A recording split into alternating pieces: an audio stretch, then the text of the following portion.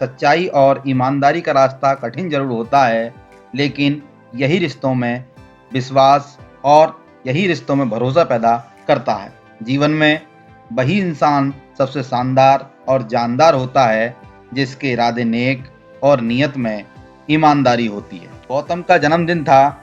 गौतम अपनी पत्नी से बोला कि आज शाम को तैयार रहना, मैं ऑफिस से आज जल्दी ही घर आ जाऊंगा और शाम को खाना खाने साथ में किसी होटल में चलेंगे। उसकी पत्नी गौतम की ये बात सुनकर बहुत खुश हुई और शाम को जल्दी ही तैयार हो गई और दोनों कार से एक होटल के लिए रवाना हो गए। होटल पहुंचने के बाद जैसे ही वो कार से नीचे उतरे, एक व्यक्ति उन्हें दूर से आता दिखाई दिया। ऐसा लग रहा था कि मानो जैसे उसके पैरों में कुछ तकलीफ हो। वह लंगड़ाता हुआ सा उनके पास आया। उसकी हालत ये थी कि उसके कपड़े भी फटे हुए थे और जगह जगह से सिले हुए भी थे। वे व्यक्ति उनके पास आया और गौतम से बोला, बाबूजी, मैं सुबह से भूखा हूँ, मुंह में अन्न का एक दाना तक नहीं गया है, बहुत भूखा हूँ, मुझे खाना खिला दीजिए।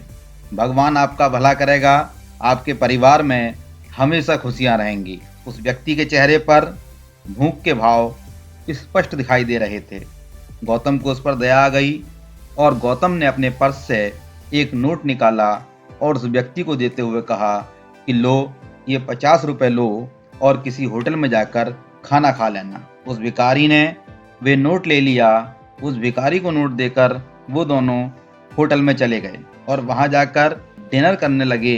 डिनर लेकर जब दोनों बाहर आए तो देखा कि वे व्यक्ति उनकी ही कार के पास खड़ा था। गौतम ने उससे पूछा, क्या बात है भाई, तुम्हें अब क्या चाहिए? भिखारी बोला, बाबूजी, आपने मुझे 50 रुपये दिए थे, लेकिन जब मैंने होटल में जाकर देखा तो ये 500 रुपये का नोट था। आपने 50 के धोखे में मुझे 500 का नोट दे दिया। आप इसे रख लें और मुझे 50 रुपये दे दें। जब दोनों पति पत्नी ने उस भिखारी की बातें सुनी तो वे अचंभित रह गए। क्यों? क्योंकि पैसों को देखकर तो किसी का भी ईमान बिगड़ जाता है और ये एक भिखारी जिसका काम मांग मांग कर खाना है, फिर भी कितनी ईमानदारी से 500 का नोट वापस कर रहा है और ये चाहता तो लौट कर भी नहीं आता। तब गौतम ने उससे कहा कि अब ये रुपए तुम ही रख लो, क्योंकि ये तुम्हारे ही नसीब में है।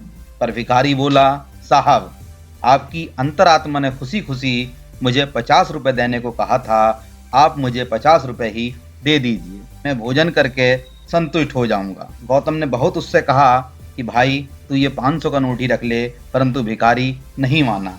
भिखारी ने कहा कि जितना आपने खुश होकर मुझे दिया है, मुझे उससे ज़्यादा 1 रुपया नहीं चाहिए। गौतम ने उससे वे नोट लेकर उसे 50 रुपये का नोट दे दिया, जिसे लेकर वे धीरे धीरे वहां से चला गया। उसके कमजोर शरीर पर ईमानदारी की चमक देखकर दोनों पति पत्नी उसको देखते ही रह गए जब तक कि वे उनकी आंखों से ओझल नहीं हो गया।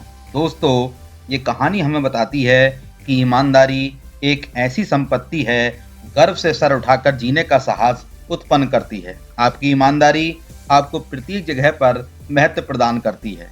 ईमानदारी में वे गुण होता है जिसके साथ इंसान भले ही कम तरक्की करे, पर उसका जीवन संतुष्ट और आनंद भरा होता है। हमारे इस छोटे से जीवन में हम बहुत सी गलतियां करते हैं और बहुत से अच्छे काम भी करते हैं, परंतु जब हम इस दुनिया को छोड़कर चले जाते हैं तो केवल हमारी ईमानदारी और हमारे भले काम ही हमें सबसे ऊपर स्थान देते हैं। और कहा भी गया है कि honesty is the best policy, अर्थात ईमानदारी सर्वोत्तम नीति है। ये कहानी आपको कैसी लगी, कमेंट करके जरूर बताना।